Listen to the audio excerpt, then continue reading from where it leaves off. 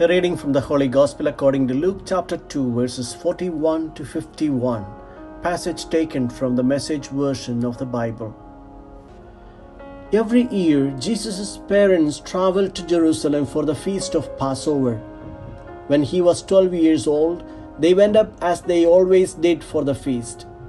When it was over and they left for home, the child Jesus stayed behind in Jerusalem, but his parents didn't know it.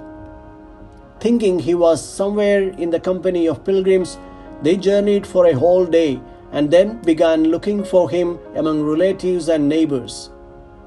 When they didn't find him, they went back to Jerusalem looking for him. The next day they found him in the temple, seated among the teachers, listening to them and asking questions. The teachers were all quite taken with him, impressed with the sharpness of his answers. But his parents were not impressed. They were upset and hurt. His mother said, "Young man, why have you done this to us? Your father and I have been half out of our minds looking for you." He said, "Why were you looking for me? Didn't you know that I had to be here dealing with the things of my father?" But they had no idea what he was talking about. So he went back to Nazareth with them and lived obediently with them. His mother held these things dearly, deep within herself. And Jesus matured, growing up in both body and spirit, blessed both by God and people. The Gospel of the Lord.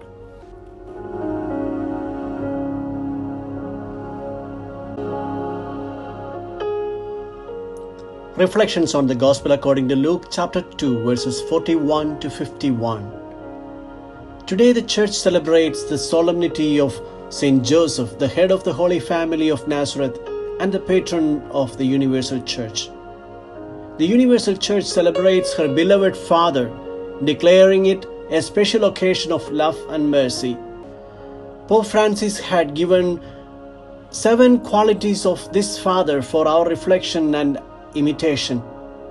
All the fathers out there, if you need some guidelines on how to set up your family after the manner of the Holy Family of Nazareth, pay attention to the Apostolic letter of Pope Francis titled "With a Father's Heart."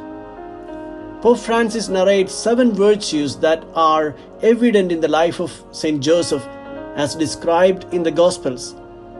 Of course, Saint Joseph had very little references in the Bible.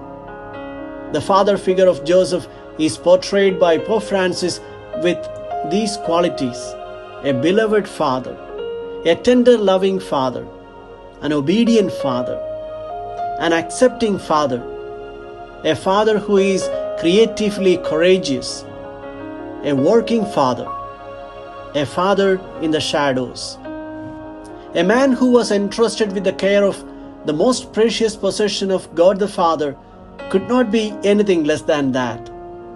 Youngsters who follow the game of soccer must have come across the concept of total football. It demands that all the 11 players on the field must excel in all aspects of the game. For parents and families, Saint Joseph and his Holy Family could be a school of parenthood, a total father from whom young parents could draw lessons and inspirations. And this is the same vocation we have all received, a vocation to love, care and protect our families. By being faithful to our vocation to be a good parent and a good spouse, we help to continue God's plan of salvation in the world, a world that stands in need of love, compassion and healing. Pope Francis points out that Joseph's faithfulness to his service of fatherhood has led the Church to put great trust in his protection and intercession. The expression used to refer to the Joseph of the Old Testament, "Go to Joseph, ite ad Joseph," is applied to Joseph of Nazareth, and we do well to heed such advice. After all, God himself turned to Joseph and entrusted to him all that was dear to him, Jesus and Mary. Let us entrust ourselves to him as well. Go to Joseph.